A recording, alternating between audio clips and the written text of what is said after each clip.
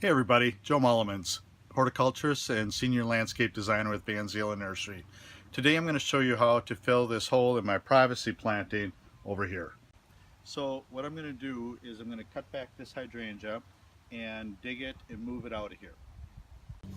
So I dug out that hydrangea, cutting it back first, and I put it into a paper mache pot because right now I don't know where I'm going to go with this plant.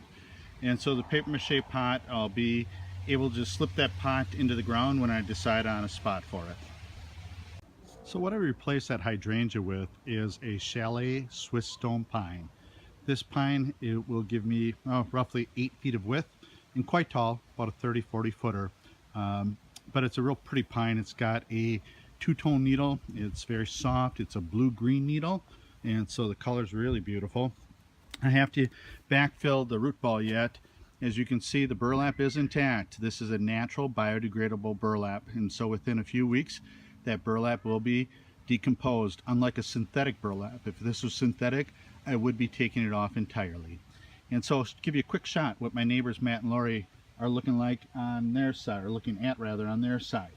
So they've got some turtle's head that has poked through the privacy planting amongst some arborvitaes and Hicksea yews. And then I've got a hillside upright spruce that's growing here.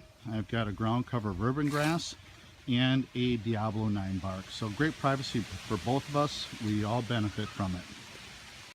So you see the pine has been backfilled now and straightened and in the ground. You'll see that on the burlap root ball here, this planting sits on a slope, and so the front edge of the root ball towards the downside of the slope is up out of the ground about 3 to 4 inches. On the back side of the plant, on the uphill side of the slope, it's sitting up about 1 inch to 1.5 inches or so. And again, that burlap is going to stay on. What I may end up doing is in the springtime, there might be some burlap left on the top that hasn't biodegraded, and that I will pull off of here. So here's the view from my deck of where we planted that new pine. This pine is going to grow rather quickly and fill that void. The hydrangea just simply wasn't coming along fast enough for me. The hydrangea is sitting in the pot right here. I've watered it, and now I just simply have to find a new home for it, either in my yard or someone else's. Thanks for sharing this experience with me. I hope you've learned something.